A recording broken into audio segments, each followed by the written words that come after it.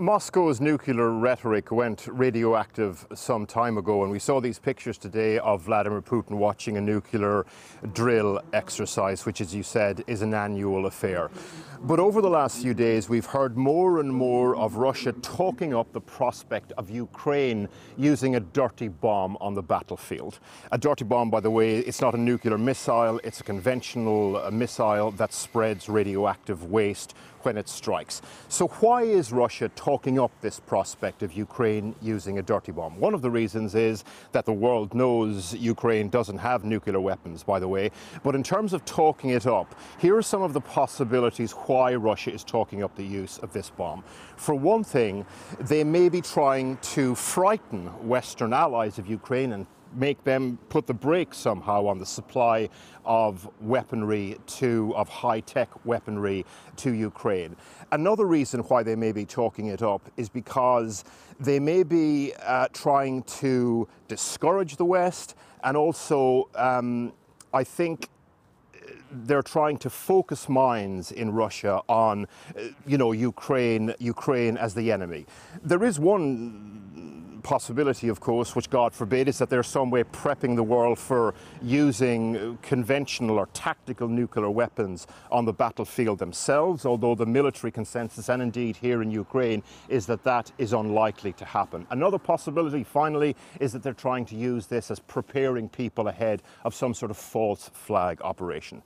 But the clear and present danger in terms of ordinary Ukrainians on the ground here is this rolling operation of targeting infrastructure. And today we spent the day in Mykolaiv, which has been pounded. The energy there, the lighting there, the civilian infrastructure has been hit. And we got a real sense of how ordinary people are feeling the pain of that.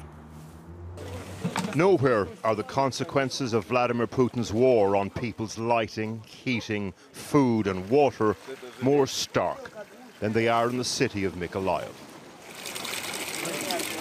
One of the 130 water collection points in the city today.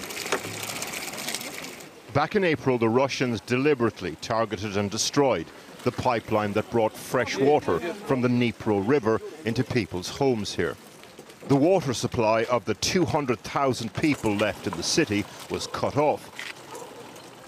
If the point was to terrorize, to break the spirit of people like 63-year-old Svetlana, the Russians still have a job to do.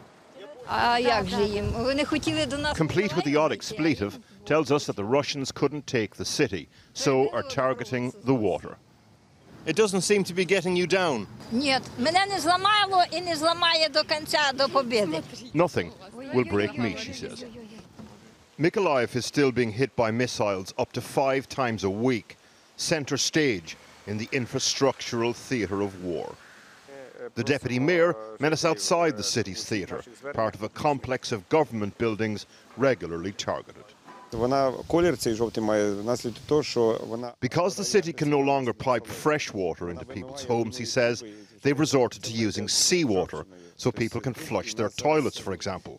Can we come and see the water in your house? Here's the thing. The seawater is corrosive, and it's eating away at the city's water pipes from the inside out. The deputy mayor told us that they'll be lucky if the entire water system here doesn't collapse by the end of the winter. So the deputy mayor is telling us that sometimes the water is yellow, sometimes it looks just normal, but it's really salty. It's like seawater, basically. And here's what that seawater in the pipes means writ large. Constant repairs to replace sections of corroded pipes that end up looking like this. The now daily routine, cranking up the generator in Odessa. Every day for about 4 hours, electricity is restricted in different neighborhoods at different times in order to stabilize energy supply here. In Ukraine, heating season starts soon. That means that centralized heating systems will be turned on once the temperature falls to below 8 degrees over a 3-day average. Winter, in other words. If Russia continues to target the energy system, once that happens, it will be harder to repair, and people will start to freeze in their homes. Svetlana lives about 5 miles from the water collection point in Mykolaiv, so is waiting for a taxi to bring her home, where she's the sole carer of a disabled adult. She'll return to a home without running water or regular electricity. The winter war to come will make everyone here a soldier.